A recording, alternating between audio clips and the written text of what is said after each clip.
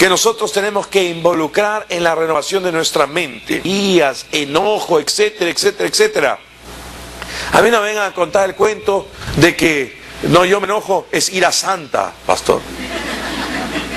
Porque el Señor se enojó y no pecó, porque la Biblia dice que Él no pecó. ¿Estamos de acuerdo o no? Jesús no pecó, pero Él se enojó, es un chicote y los botó a los vendedores del templo. ¿Correcto o no? Pero no les deseó nada. Fuera acá, hijos. No dijo nada, ni les deseó nada, ni dijo ojalá se mueran, desgraciados. Nada. Se molestó, los echó, sí, se indignó por el celo de la casa de Dios, ¿no? Y para aquellos que piensan, ¿y cómo ahora en las iglesias venden libros, venden esto, venden lo otro? No, no, no, no. Lo que Él echó fuera fue a los vendedores que vendían tortolitas, carneros y todo eso, que eran para el sacrificio que tenían que hacer. Ya no hay que hacer ningún sacrificio, porque el sacrificio lo realizó Cristo Jesús. Una vez y para siempre. ¿Estamos o no? Entonces ellos explotaban, aprovechaban que la gente no tenía y en ese momento les cobraban más. Es como la reventa pues para las entradas al estadio o una película que ya no hay entrada y quieren le vendían más caro y aprovechaban y están haciendo un mercantilismo de algo que era necesario para su adoración de ellos. Pero ahora el que se venda cosas o no en la iglesia no afecta para nada, porque no es parte de nuestra adoración y tenemos que hacer ningún sacrificio. Ya el sacrificio fue hecho en Cristo Jesús. ¿Puedes decir amén? Entonces, Él se enojó, pero no deseó mal. Muchas veces cuando nosotros nos enojamos, no, o a veces nos enojamos, nos molestamos con algo. No se preocupen, aquí siempre pasan cosas, pero presten atención a lo que yo predico. Nos pasa algo, nos resentimos. O alguno dice, yo siempre he sido muy resentido. Yo perdono, pero no olvido. Eso no es perdón. De acuerdo, además, la palabra, nosotros debemos perdonar como Dios nos perdonó. Dios nos perdonó y se olvidó y no se acuerda más de nuestros pecados. ¿Estamos o no? Dice que debemos perdonar como Cristo perdonó. Él nos perdonó y se olvidó. Dios no estaba tomando en cuenta a los hombres sus pecados. Debemos actuar como Dios. Entonces, otras veces ya no hablamos. Tremendos viejonazos, hombres de 60 años, no le hablan a su esposa. Porque se resintieron, porque, qué sé yo, pues no lo esperó despierto para dar la comida, porque el hombre trabajó tarde. No le hablan toda la semana. No. Hay gente que nunca pide perdón. Yo recuerdo a mi papá, antes de conocer a Cristo Jesús, él nunca pedía perdón. Metía las patas, las 4 a veces. Nos ofendía a mamá, a mí, a mi hermana, qué sé yo. Y después trataba de ver cómo lo arreglaba, pues. Traía regalitos, compraba cosas, te invitaba a salir a comer o algo, qué sé yo, ¿no? Me preguntaban, ¿necesitas dinero? Yo siempre necesitaba dinero. Pues yo perdonaba rápido. No, yo podía seguir molesto, pero recibía igual, ¿no? Echaba mano de la culpabilidad que él tenía. ¿Me dejo entender o no? Y no piden perdón. Eso está mal. Si tú ofendes a alguien, debes pedir perdón. Sea quien seas. Yo recuerdo, porque Dios sigue trabajando conmigo. ¿Cuántos saben que Dios necesita trabajar mucho conmigo? No, entonces, yo le doy gracias a Dios que Dios ha usado a mi esposa para pulirme. Entre el Espíritu Santo y ella me han limado.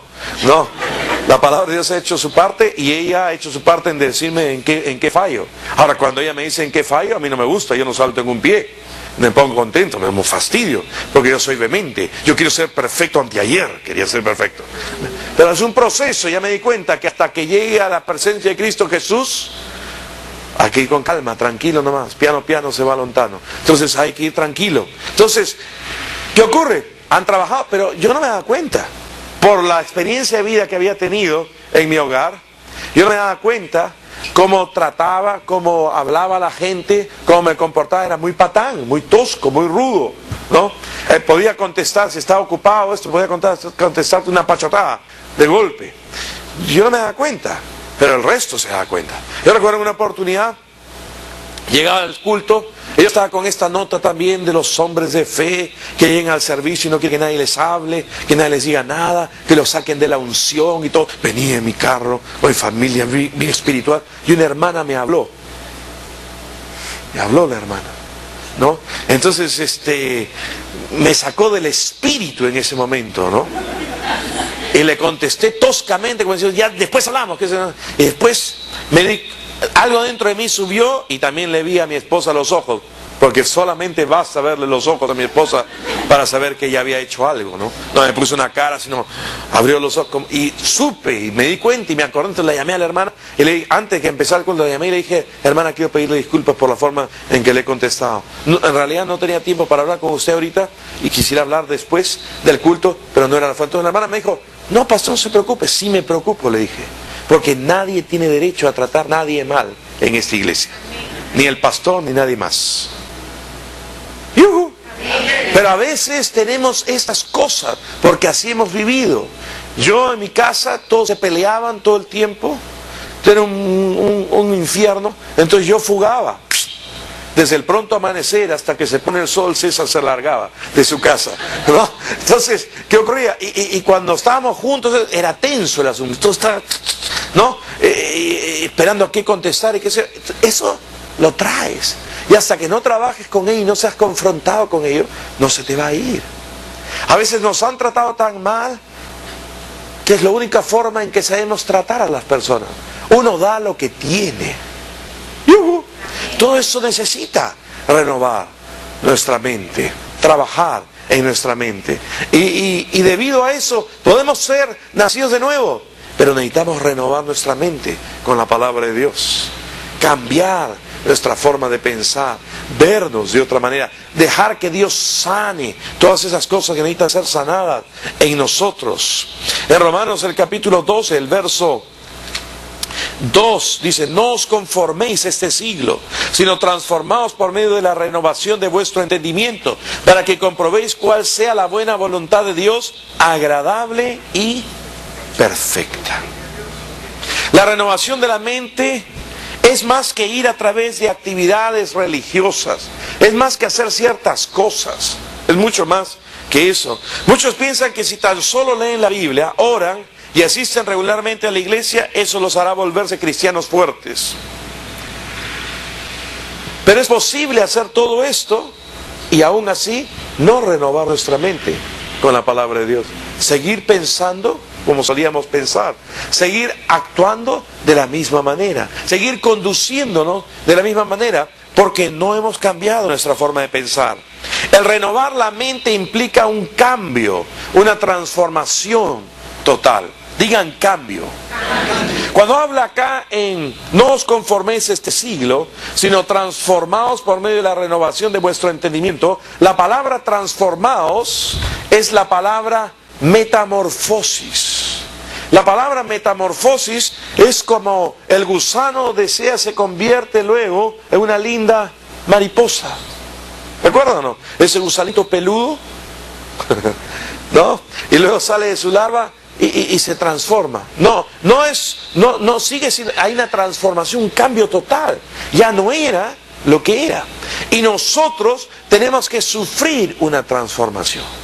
No es añadir ciertos rituales, ciertas conductas, ciertas tradiciones a nuestra vida. No. Es más que eso. Debe haber una transformación, un cambio. La renovación de la mente implica cambio. Digan cambio.